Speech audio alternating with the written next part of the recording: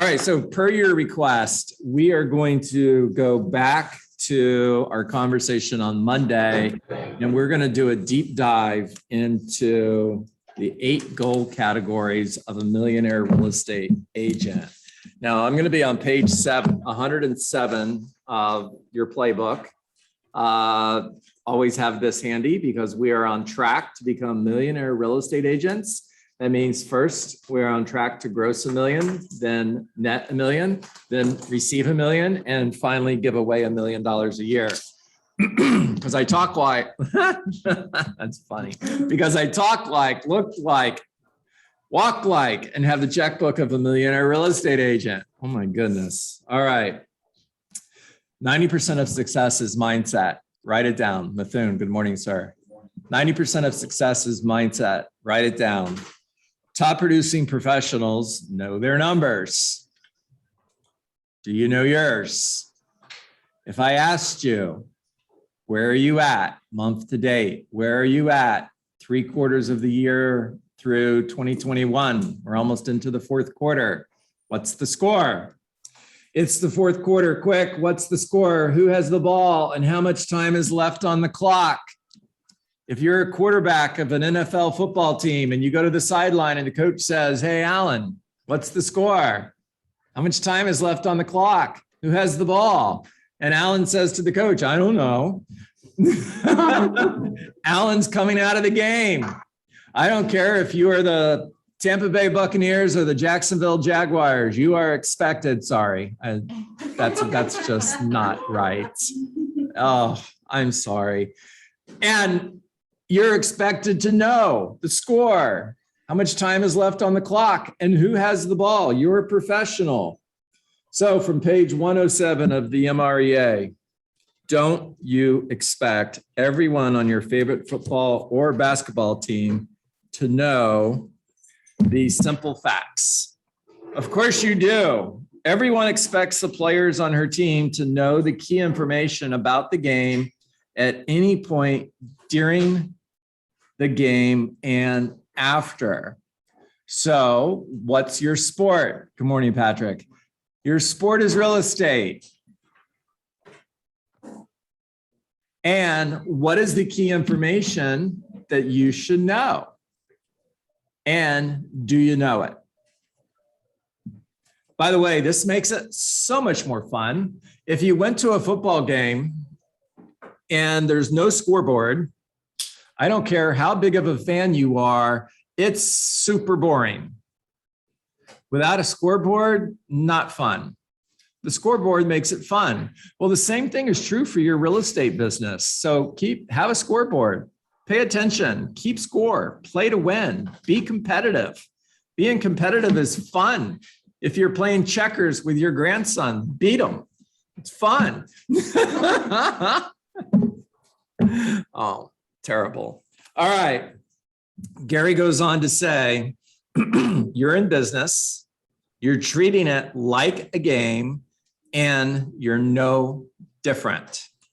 You and everyone on your team need to know your key numbers at all times. You and everyone on your team need to know your key numbers at all times. So if I'm a rainmaker and I am talking to one of the agents who are part of my team, one of my random questions would be, what's our monthly standard for listings taken? They better know the answer to that question. Where are we at right now? It's the 22nd of the month. Where are we at? What's track? What's our gap? And what do we need to do in order to close that gap? If you have a team, everybody who's a part of your team better be ready to have that conversation with you.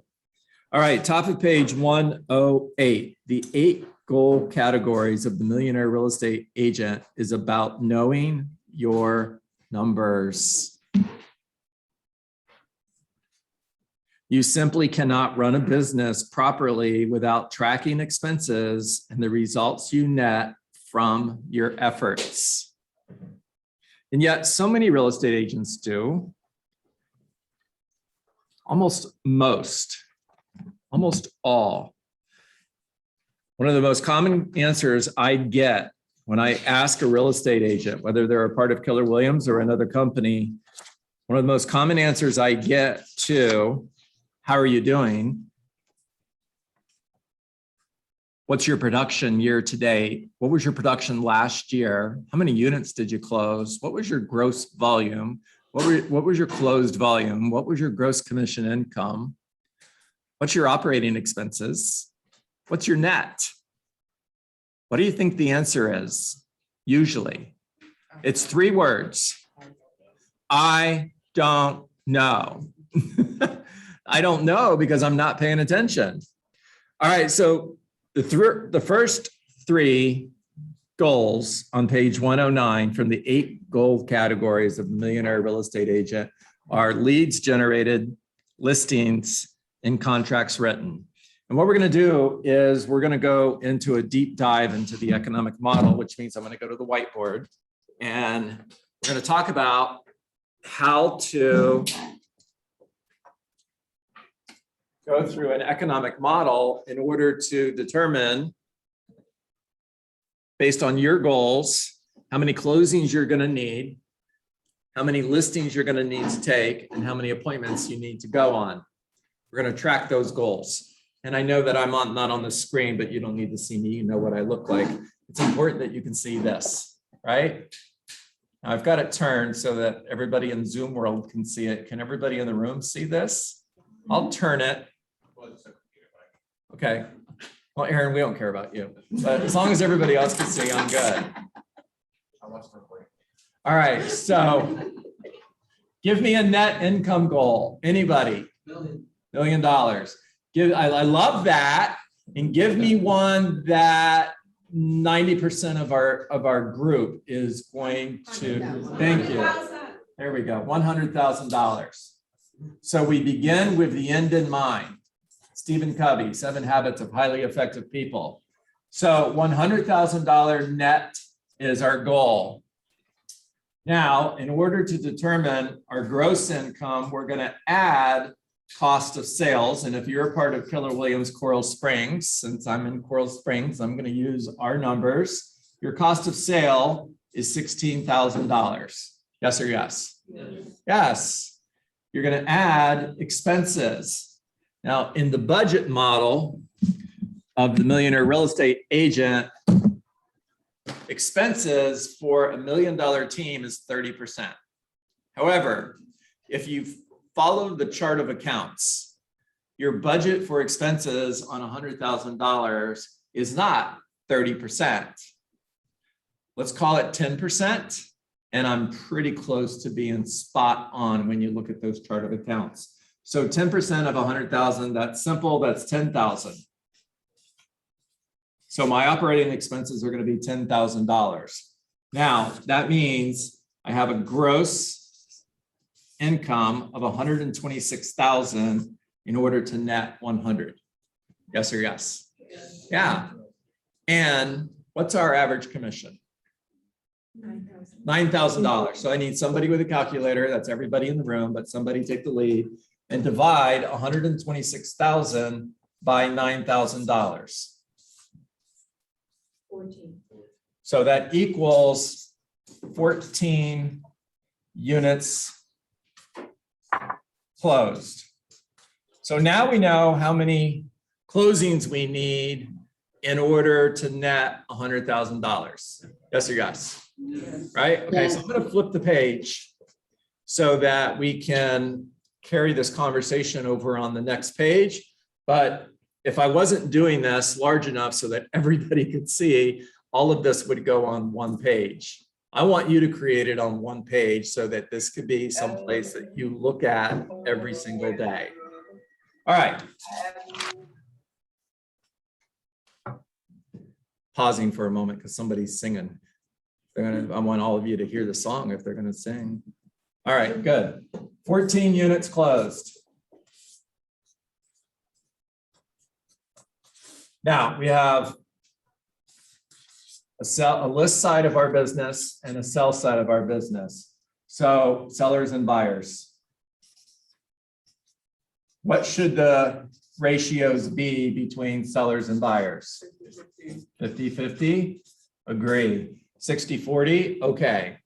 60 on the listing side, 40% on the buyer side, okay. But when you get too far out of that zone, 50-50, let's say that 30% of your closings are listings and 70% are buyers, you're leaving money on the table. And you're spending, right, Patrick, you're spending a lot of time chasing properties, writing offers in order to get those contracts executed. Because does it take, are you spending more time working with buyers or more time working with sellers per closing? Buyers, 100%. And a really good buyer's agent can handle 5, 6, maybe 7 A buyers at one time. And an A buyer, Diane, is somebody who's going to buy a home in the next 30 days. 7 A buyers is a lot, Methune. 5 is more realistic. Now, I can handle a really good listing specialist can take 10, 15 listings every single month. They can carry an inventory. Good morning, Vicki. They can carry an inventory of 15 to 20 listings, no problem. I hire a listing manager to help me service all of my sellers. I can handle 30 listings at a time, but I can't do that with buyers. All right, now, if my business is 50-50, how many closings am I having on the seller side of the business? 7. So I've got 7 sellers closed. And again, based on this book, what percentage of listings taken over time will go to closing? I'll give you the answer, it's 75%. So take 7 divided by 0.75. And this is going to tell us how many listings we need to take. 9. So we need 9 seller listings in order to close 7, in order to close 14 total sales, in order to gross $126,000, in order to net $100,000. We're having a conversation on the 8 key goal categories of a millionaire real estate agent. And if I'm converting 75% of my appointments to a listing taken, which again is the number that we should track. Now, if you're not at 75% conversion, Diane, if your conversion ratio is 50%, Alan, what's the one thing you need to do in order to move from a 50% conversion ratio to a 75% conversion ratio? Double down on lead generation. Double down on lead generation. It's a conversion conversation. You're not wrong. And double down on mastering your listing conversation. Double down on mastering that listing conversation, right, Alan? So when you show up at the kitchen table and you're having a conversation with that seller, you are mastering that listing conversation. You're mastering closings and overcoming objections. So when the seller says, I'm not going to hire you unless you work for 4%, cool.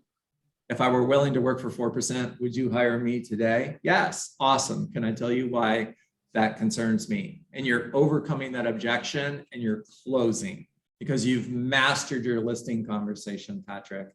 So you're moving from a 50% conversion ratio, Vicki, to a 75% conversion ratio. This is huge. It's really important. Now, if I have a 75% conversion ratio, 9 divided by 0.75,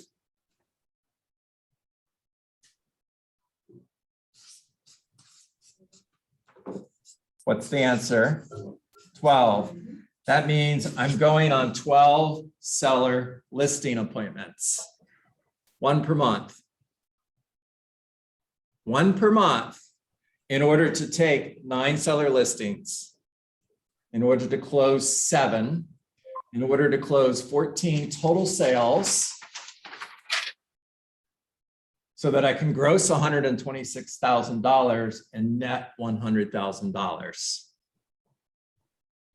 Now you're thinking, Wendy, I know you are, should be, John, what about the buyer side of this conversation?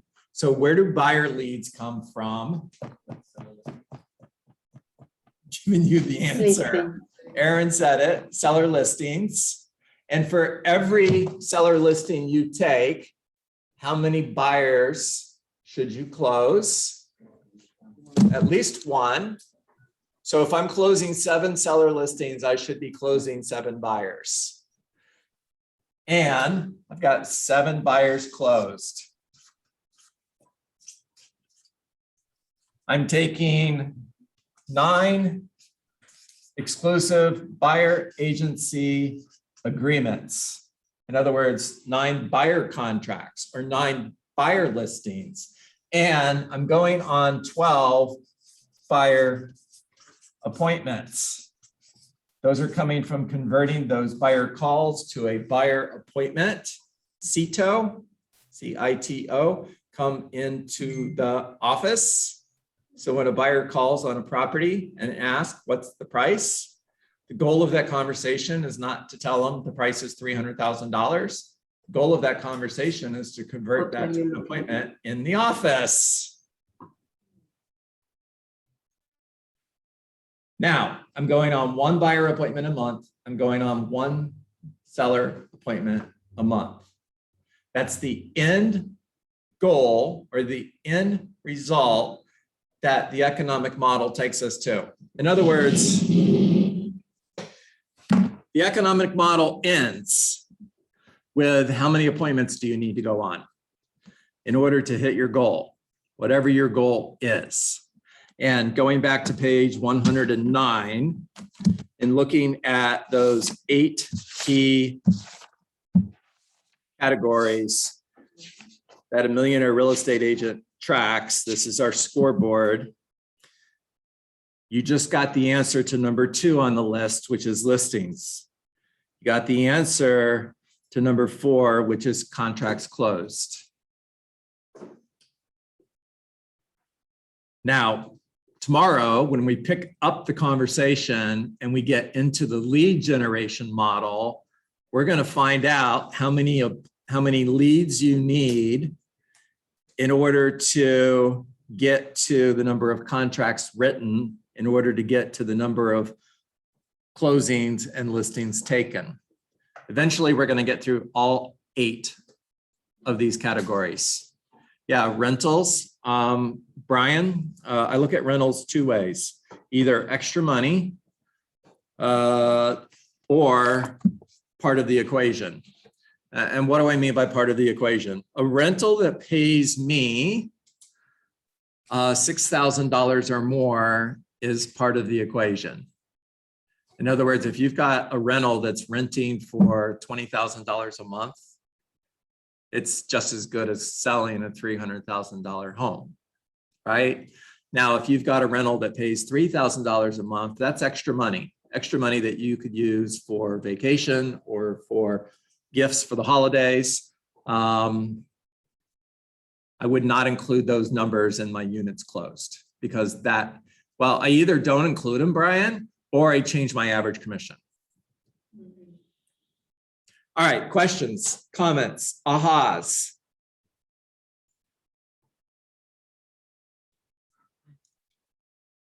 Bring buyers to the office. Bring buyers to the office. Good job. Yep. CITO, C-I-T-O, come into the office. It's your home field advantage. Yeah. And it all goes back to know your numbers. Say it again, Tara Carter. Wow. We got a rock star on the call today. Know your numbers. Know your numbers. Yeah, Tara Carter, you are a great example of that.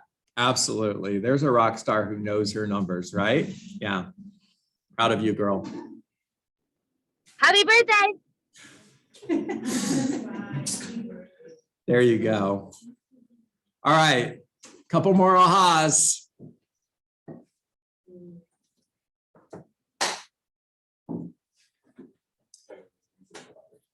Seller listings lead to buyers. So let me ask a couple of questions while you guys are thinking about what you want to say. For those of you who have been in real estate for longer than a year, for those of you who maybe were a part of another broker before you joined Keller Williams, has anybody ever had a conversation with you based on how much money would you like to make in the next 12 months? Here's what we're going to have to gross in order to net the amount of money that you want to make. Now let's put together a plan in order to get you to the number you want to net in the next 12 months. How many of you have had a conversation like that prior to coming to Keller Williams Realty? For me, I'm grateful that this model exists because in 2002, when I became a full-time real estate agent overnight, and I looked at the income that I was going to have to replace from my corporate job, which was over $200,000 a year. And I went to my team leader, who is Mark Olish, who's our regional director today. And I said, Mark, I need you to show me how to net $200,000 in the next 12 months. And I'm freaking out, kind of. And Mark simply opened up the Millionaire Real Estate Agent, went right to the economic model and said, here it is, John. Here's what you need to do. And then for me, my one thing, Gary Keller's book, The One Thing, what's the one thing that you could do such that by doing it, everything else becomes easier or unnecessary. My one thing became seller listings. It was simple. All I had to do is focus on how many seller listings I needed to take every single month in order to get to a net income of $200,000 a year. By the way, as a listing partner, I was making 25%, not 50, not 100, 25%. So you do the math. How many homes would you have to sell in order to net $200,000 on a 25 when you're earning 25%? By the way, prior to that conversation, I had sold one home, right? After that conversation, in the next 6 months, I sold 60. Now, this is not a conversation about me. Please don't hear that. Tony Robbins would say, I'm not trying to impress you. I'm trying to impress upon you that if I could do this, you could do this. Do you know your numbers? To every single one of you, there's 20 some in the room and there's 20 on Zoom. So there's 40 of you.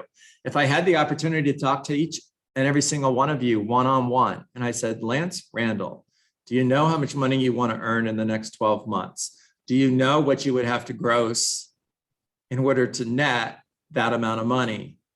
How many homes would you have to sell? Based on the economic model, how many listings would you need to take? How many buyers would you have to put on a buyer agency agreement in order a buyer listing? Would you be able to answer all of those questions? And because I know Lance Randall, I know the answer would be yes. He would say, here they are, John. And I would simply say, how much money do you want to net? He would tell me, here's the number. What do you need to gross in order to net that? He would tell me, here's the number. Now, a better conversation would be, or maybe a different conversation would be, hey, Lance, it's the end of September. We're coming up on the end of the third quarter. What was your goal January 1 for 2021? Where are you at? What's your current reality? What's track? What's the gap? And what's one thing you can do that would move you closer to your goal? In other words, do you know what the score is? How much time is left in the game? Who has the ball? Can you answer those questions? You're the quarterback going to the sideline talking to your coach, and the answer better be, we have the ball. There's one corner left in the game, and we're down by 7. The score is 28-21. If your answer is, I don't know, I don't track those things. I just play football, coach. I don't really keep track of the score. I don't really pay attention to who has the ball. I don't really pay attention to how much time is left in the game. But don't you know that's exactly what real estate agents are saying when they say, I just sell a lot of real estate. I don't really pay attention. They're saying, I don't know what the score is. I don't know who has the ball. I don't know how much time is left in the game. So, those same real estate agents that are selling lots and lots of homes that are maybe earning $200,000, $300,000, $400,000, $500,000 gross income, they think gross is what they get to keep and spend. They don't realize their net income maybe is only $100,000. Maybe they're netting 10%. They don't even know it because they're not paying attention. All right, that was rambling. Holy cow. I'm trying to fire you guys up. I hope it's working. Yeah, Diane says bunny trail. Kinda. Now you better talk to me. Okay, I'll talk to you. Thank you. I'm not going to answer these questions because I'm not going to entice the people in the room or brag, because you and I both know that I've surpassed my goal this year. Yeah. That being said, the question that you asked, has anyone ever had the conversation of how much money do you want to make? Robert Carbuccia recruited me to Keller Williams with that very question and your very example. Yep. Yeah. And every day we get phone calls, or at least most of us, I'm sure, get phone calls from other agents of other brokerages trying to recruit us. Yep. And up until yesterday, I always would say, I'm good. I'm very happy. Keller Williams is the best. Thanks for your call. Thanks for your call. And I just would try to hurry up and get off the phone. Yesterday, I flipped the script. I listened to them. I changed the way I looked at things. So the things I looked at changed. Flipped the script. I listened to the person and I said to them, well, I'm already doing that and I'm not paying that. So why should I switch? And they drilled me, and I said to them again, maybe you didn't hear me. I'm already at 100% commission. I don't have to pay any transaction fees to my broker. And I do pay $85 a month for errors and omissions insurance and liability and all the training I can possibly get. So I'm asking you again, what is your brokerage going to do for me that my current one isn't? And the reason I'm rambling is to tell you that the woman on the other end of the call said, well, I guess nothing. So I turned around and said, may I ask you a question? How much money do you want to make before the end of the year? She says, I'm not sure. I said, well, are you happy with the money you're making right now? She said, no. And I said, may I have my team leader's assistant reach out to you to show you how I can guarantee that you will have a minimum of 3 closings by the end of this year. She said, sure. I'm giving Robbie the information this afternoon. Love that story. Nice job. There you go. Lance, I can't top that, so we're going to close.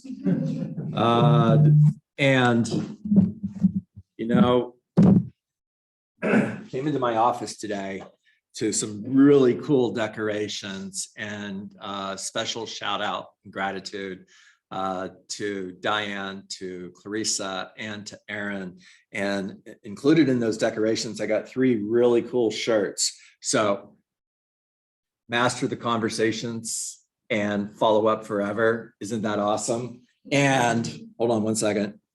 This one is, I'll save that one for last. This one is lead generate like a duck. Isn't that great? Absolutely. Now, for those of you who are in the room for the first time and you're like, what the heck? Lead generate like a duck? I'll share that story with you someday. Not today. I also had a sign, a cardboard sign made that said, I will quack for leads. That was priceless. And what is work? So it's the end of our call and time to get to work. And what is work? Work is 20 conversations, not 19, not 18, not 17. Because when we have 17 conversations, because it's close enough, we didn't have the 18th conversation, which could have been $1 million listing that we didn't get because we didn't have the conversation. And the worst part about it is we don't know we missed the opportunity because we simply didn't have the conversation. Make care calls, not sale calls. That includes if you're knocking on doors. Have care conversations, not sale conversations. When you're talking to your friends and family members, when you're talking to the lady at Publix, have care conversations, not sale conversations. Follow a Ford model of communication: family, occupation, recreation, and dreams. Every day, when you're in lead generation, focus on getting an appointment, getting a referral, adding somebody to your database, and building a relationship. Find somebody today that is thinking of selling their home, whether it's in the next 7 days, the next 30 days, or a year from now, doesn't matter. Because I'm looking for opportunity, period, not opportunity right now. Find somebody today that is thinking of selling their home and meet face to face. One of your daily standards is to go face to face with one new person every day who is thinking of selling their home. That way, if you work 50 weeks, take 2 weeks off for vacation, you work 5 days a week, you have 2 days of Keller Who, meaning no work, all family time. You're working 250 days a year, meeting with 250 potential sellers. You have 250 potential sellers that are in your pipeline that you are going to follow up with forever because you reject rejection. And because no is not a word that lives in your vocabulary. No simply means not yet. Remember that people will never change their mind, but they will make a new decision based on new information. And when you follow up forever, you're creating emotional proximity, which simply means that when I get ready to sell my home, I'm going to hire the person who is closest to me. When you're following up and you're hearing, I'm never going to list my home. Cool. Talk to you in a month. If I ever do hire a real estate agent, I'm hiring Bob. Cool. Talk to you in a month. If I ever sell my home, I'm only paying 1%. Awesome. Talk to you in a month. I've just got my real estate license. I'll sell my home. Cool. Talk to you in a month. There is absolutely nothing they can say that's going to cause you to stop calling because you follow up forever. And when you do that, Vicky, coming to you. I came to you the other day, didn't I? Never mind. Millie, coming to you. When you follow up forever, you're creating emotional proximity. So when that seller makes a new decision based on new information, that new decision is going to be to Hire me. hire me. There you go. All right. Make it a great day, everybody. All right. Enjoy we're your gonna go. birthday, my friend. Talk to you Thank soon. you. Thank you for that. And I'm proud of you. Happy birthday.